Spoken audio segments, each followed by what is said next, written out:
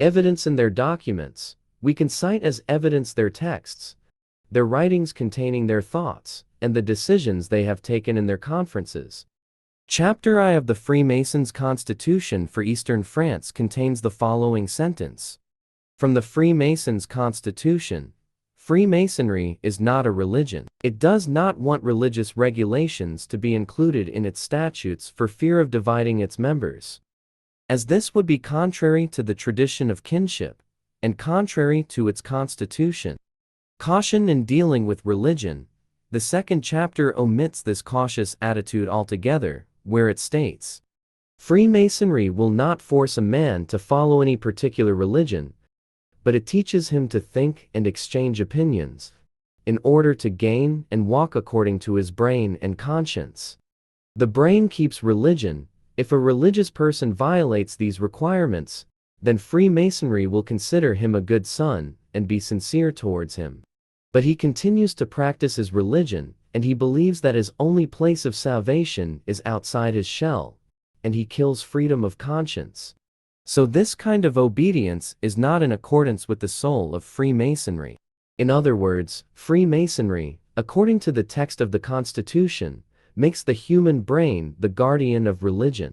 If he finds in his religion something that does not agree with his brain, then he must reject it. This is the soul of Freemasonry. Freemasonry leaflet of 1856, which clearly declares war on religion.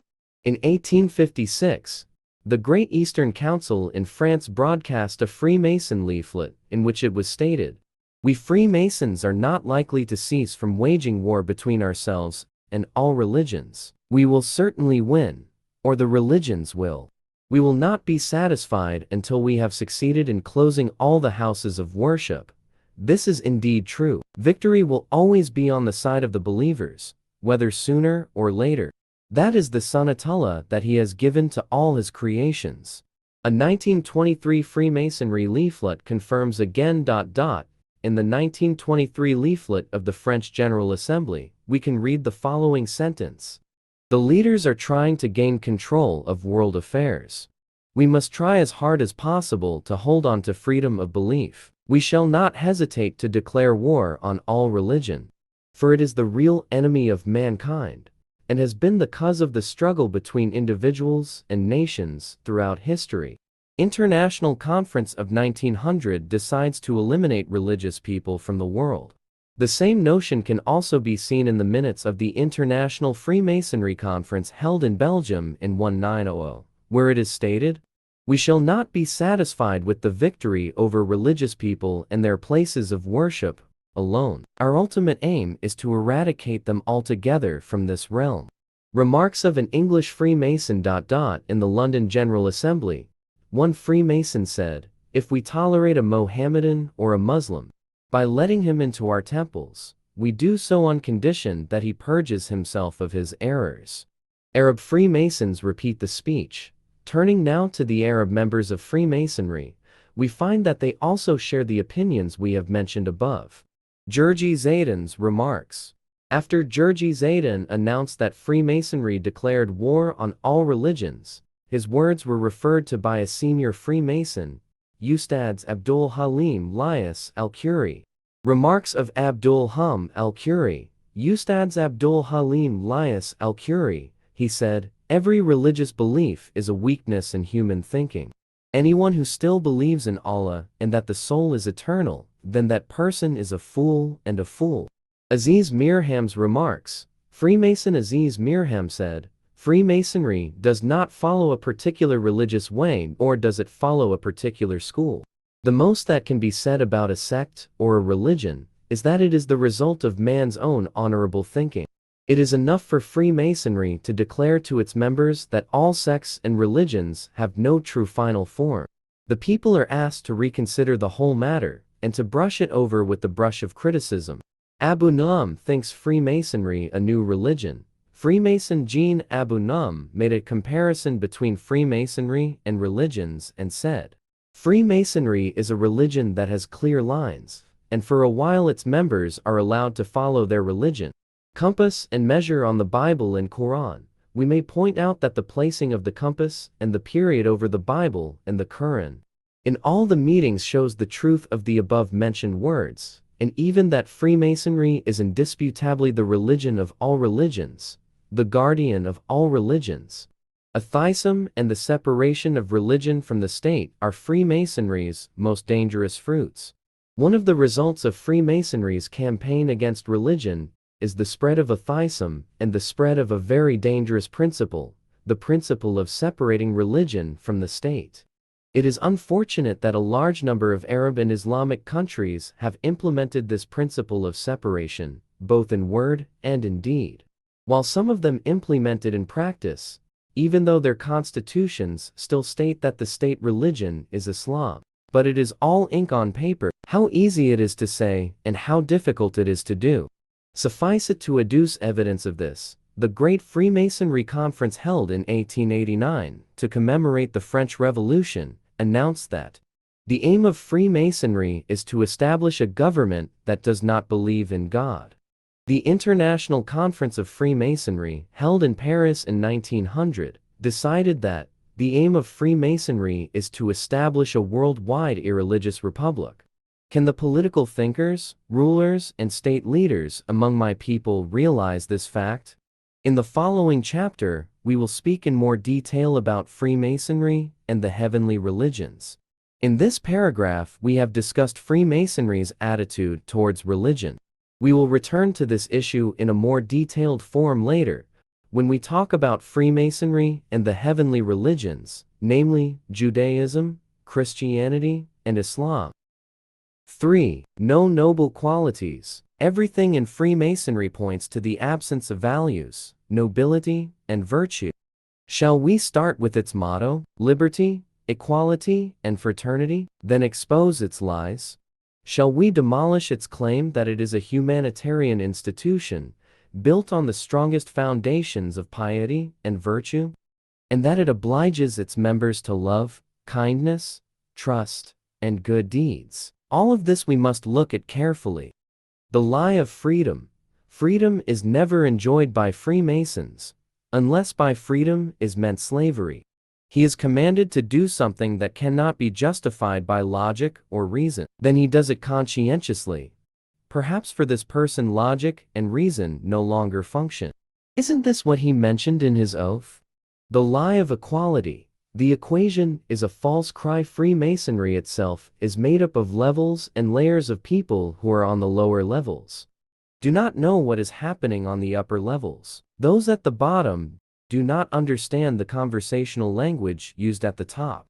Each level has its own secret code, its own secret signs. These are only given when one has reached that level. It is in its assemblies, as with other people, that Freemasonry makes distinctions between white and black people. It distinguishes between men and women. Freemasonry does not accept blacks. In the 1970 for printing of the Encyclopedia Britannica under the words Freemasonry is the following. American assemblies cannot accept the admission of black members into the Freemasonry organization.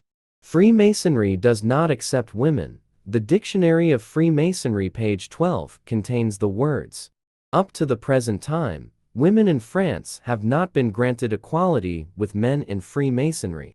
And in this case, the reason is given that women themselves are not fit to be members of the assembly. The fraternity is for Freemasons only. It is the bond that exists between one Freemason and another. But there is no brotherhood between a Freemason and another human being who is not a Freemason. Can there be a fraternal relationship between a stone in a temple and another foolish stone?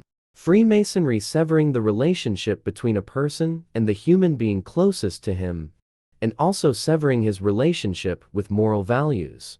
Freemasonry severed any form of relationship between a person and the other human beings closest to him. It also severed every connection with the holiest and noblest of societal values.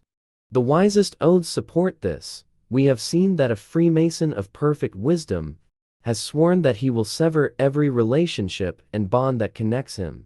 The wisest oaths support this. We have seen that a Freemason of perfect wisdom has sworn that he will sever every relationship and bond that connects him with another human being, such as mother, father, brother or sister, husband or wife, friends and relatives, relations of nationalism, relations with religious leaders or world leaders, good heads, and also relations with every person with whom he has promised to be loyal and obediently grateful to him.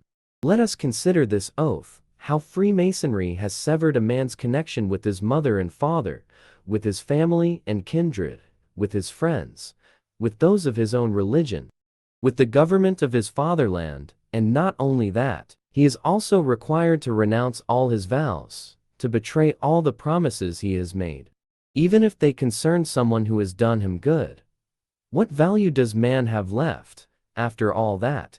That perfect wisdom is a level that Freemasons can only reach after many years. We should also take this opportunity to point out that the oaths taken by Freemasons, at levels below that of the Master of Perfect Wisdom, do not contain these things. Perhaps the secret is that it is impossible for man to escape from emotional and moral relationships in a simple and easy form. But if he succeeds in approaching the higher levels of Freemasonry, then all disconnection becomes the price to pay for reaching the level of the perfect Master of Wisdom. If indeed Freemasonry calls for high ethics, then surely its oaths are fulfilled by the principles of high ethics that those Freemasons have attained in their days of life, in that cave-like temple. Oath to betray the duties of office. Freemasons have gone so far as to betray their obligations. In the Oath of Perfect Wisdom, we find that he swears to release every Freemason who is in prison, even if he is a very dangerous criminal or a great traitor. We shall see some illustrations of this betrayal of duty, of trust, of the dignity of work, when we speak later of the cooperation between the brethren of Freemasonry. One Freemason made of Freemasonry the nature of a charitable foundation, and he says that these good works are the means to achieve Jewish goals. Freemasonry says that it is a social institution. Then one of its leading members, Aziz Mirham, said, "Freemasonry is not a social organization. The Freemasons are in fact engaged in social endeavors that have a wide scope, and have various objectives, using various means. All this is to cover up the goals that international Jewry is trying to achieve. Freemasonry seeks to spread permissiveness and moral depravity. Freemasonry endeavors, by various means, to spread its permissiveness and all practices that lead to moral depravity. A Freemason's picture book on marriage. Who wants to know a lot about the attitude of Freemasonry regarding ethics and morals?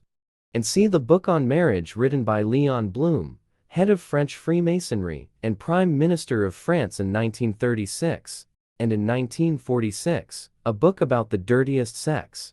Freemasonry has published it and translated it into a large number of foreign languages.